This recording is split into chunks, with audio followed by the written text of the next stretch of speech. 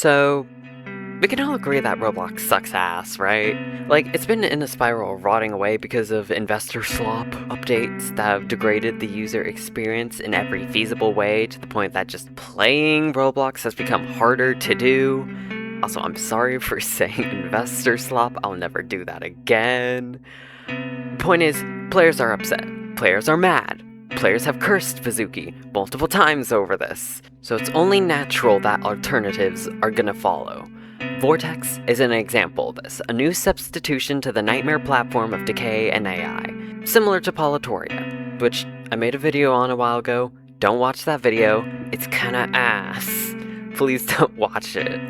Anyways, I've played Vortex for a couple of days now, and I want to state my opinion on it because why not? Plus I want to support Vortex. I hope that does not age badly. Also, I might be speeding through my thoughts here. I didn't want to make a long video because my editing skills are mediocre, and I struggle to fill the screen with interesting visuals as I talk. To put it blunt, there's basically nothing in this category. There is no real gameplay as of now. Vortex is in an extremely simple state. There's no scripts, no moving parts, no tools. There aren't even round blocks. Everything is voxels. The literal only gameplay you have is walking, talking, and jumping, and also shift lock, but that's not very useful when you can't really do anything with it. The most you can do with what we currently have is obbies, but there aren't really any obby games to play. There are games with obbies in them, but not games that are just obbies. In fact, let me just real quickly list every game. Vortexia, the most popular game by far, likely due to the bushes, restaurant, and general ease to conglomerate together so people can talk. Demo exists for physics testing and parkour, I'm pretty sure. The cross bridges and Oasis are both very large and have a lot of things to explore through. Vortex HQ is also very large, but doesn't have as much to explore through. Snowy Peak, Bandlands, Backroom, Classic House, and Nixus Pond, and Pirate Ship Island are all pretty uninteresting generally. They're just builds to look through. There's also Familiar Pizzeria, which, take a guess what that's a reference to. But you know what? It's perfectly fine that there's no real gameplay yet. Vortex, in its current state, is just a hangout place. A game to have conversations with a bunch of people, and I like that. Obviously, the term hangout is very disconcerting when it comes to Roblox and its substitutes by proxy, and for damn good reasons. But in this case, outside of the occasional weirdo, it's actually a more positive thing. Think of less roleplay, more massive group chat of friends and mutuals. I mean, roleplay is still very much a thing here, but not the Roblox hangout game type. Most of the roleplay is usually just working at the burger place. Speaking of Roblox, here's a mini chapter, comparisons. What about Vortex surpasses Roblox? First of all, you can chat. You can't do that in Roblox anymore because of age verification updates. This is the biggest thing Vortex has over Roblox by far, and is what you should be using it for in its current state, a substitution for the chat.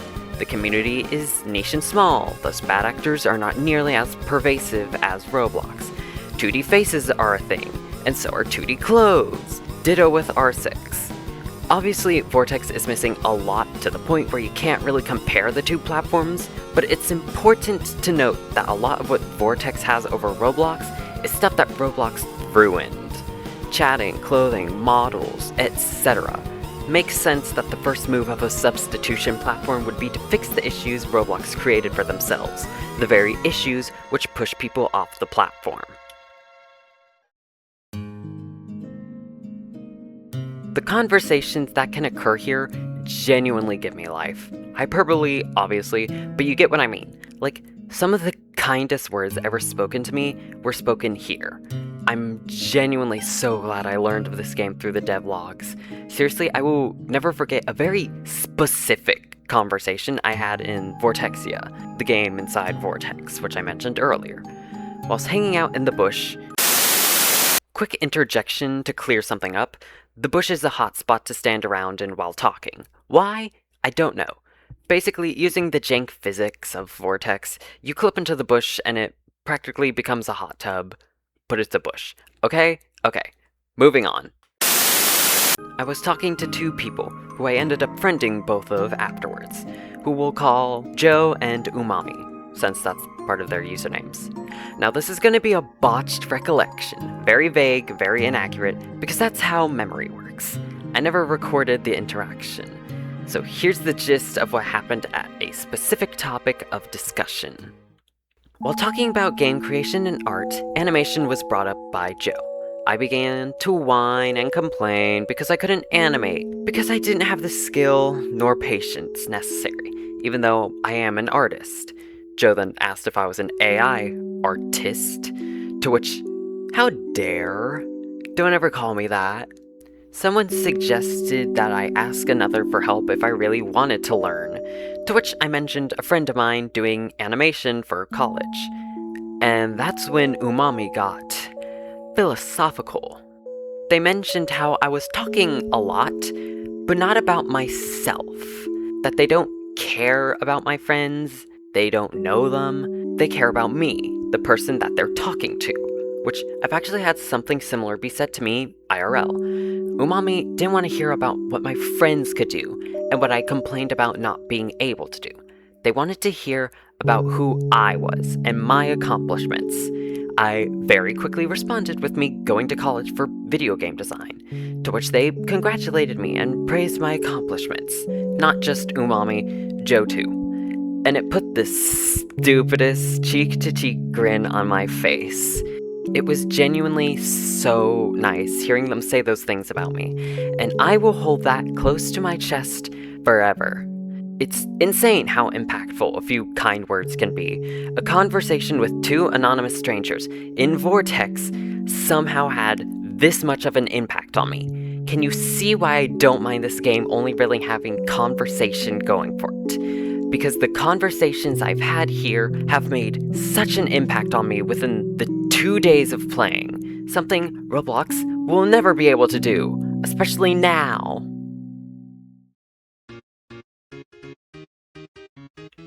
This section is mostly just about the myth accounts, if you want to call them that. And it makes sense why they're here, considering myth culture were very much during the nostalgic era of Roblox. A golden age that was probably just fine and that we just look back on with rose-tinted glasses, because the current state of the platform is literal ashes that keep getting lit back on fire over and over again. But these myths are really lackluster right now since Studio isn't out yet, so they can only really roleplay as characters, or have YouTube channels in one instance.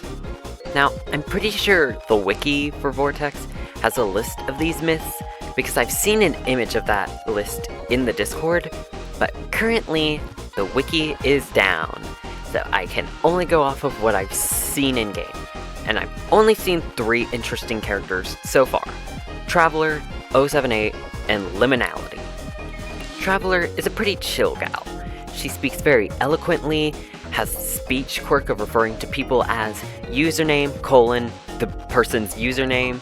It's a fun thing that gives her extra character. She's generally just a chill vibe overall. She asked if she was allowed to sit with me at the restaurant, and I let her, and she just asked if I had been on any adventures, or something similar to that. I don't remember precisely. It was a very short conversation, as I tend to be the type not to pester these accounts with a bombardment of questions like others. I get very nervous doing that, and I'm not one who thirsts for lore. Her design is very simple but effective. I mean, you only have so much to work with after all. Vortex doesn't have a lot of accessories and whatnot. She's monochromatic, black, white, gray, her face completely black outside of a tiny white gradient around the mouth and nose area. Her profile is also pretty interesting. Seems average outside of the codes at the bottom. The Morse code says, the outlined one. They gained hegemony. Hegemony meaning leadership over a group. Who the outlined one is, no idea. Maybe I'll ask her if I ever see her again. The other code is for a YouTube video, which you can also access her channel this way. I'm gonna recommend you figure out the lore yourself, because I am not smart enough to. 078 is very popular, let me just get that out of the way. They have 100+ friends, one of which being me, another of which being Traveler, which, fun fact, OOooog is the only person she is friends with, and they are seen constantly in Vortexia.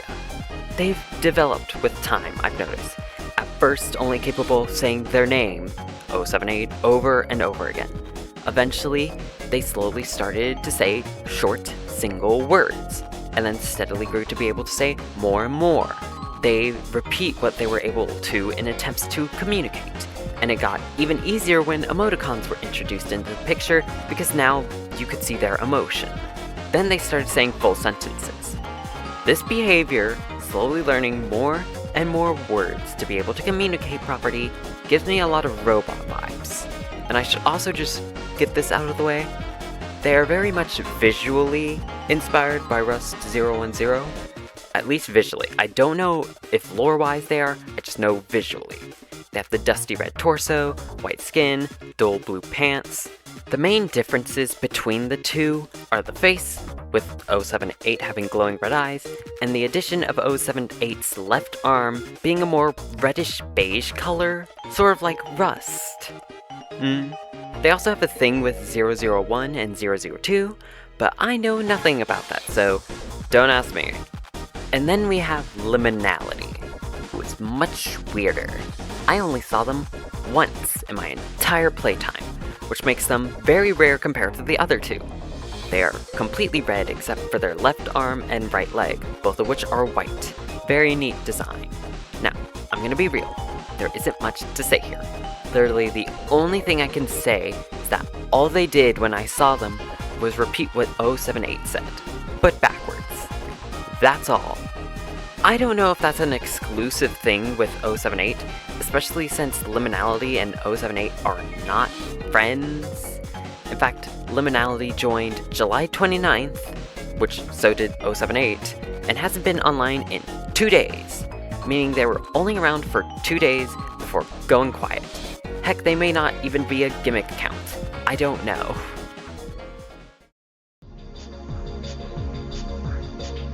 I just want to preface this section by saying this script was made before Studio came out, being written August 1st. So if I end up releasing my video after Studio officially launches, just keep that in mind. I'm working off of what I've seen and heard as of writing this. Okay? Okay, let's go. Let's get the big thing out of the way. Publishing is not publicly accessible. You need to have applied for alpha publishing, which I did not because I could not figure out how to do that. That kinda sucks, but for such a small project with not as many resources as Roblox to moderate, this is the reasonable thing to do. This will not stop me from using Studio, by the way. Expect a video of me trying out Studio for sure. Now, what will we have access to when it does release? Not much, from what I've seen.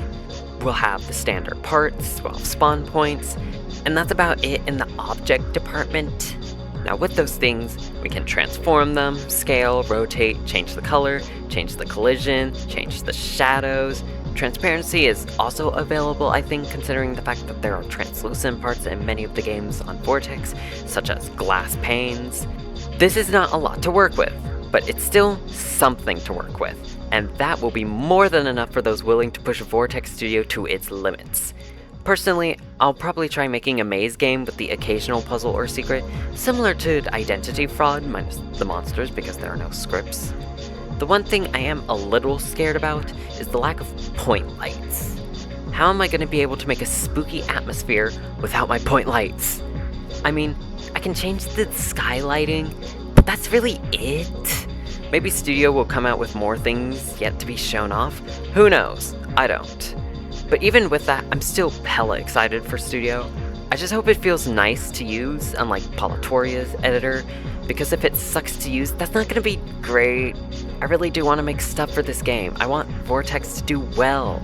I really want Vortex to thrive, even if it remains niche. Of course, thanks to Sketch, it's gonna get more popular, because that's literally what happened as described in the 7th devlog, but that doesn't mean it will stay as populated over time. And I'm not saying that to be mean. People tend to get bored of things quickly if they aren't committed to it. But I am committed, hopefully. I don't know.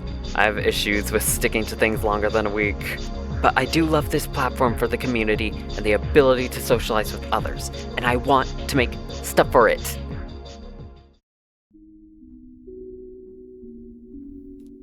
But yeah, that's about it.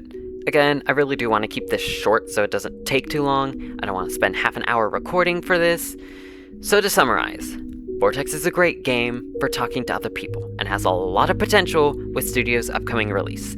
I hope it can do well in the future, and I hope I can be a part of that. Also, if you want to friend me on Vortex, my user is just my channel name. And with that, I'm going to conclude the video here. Thanks for listening, if you did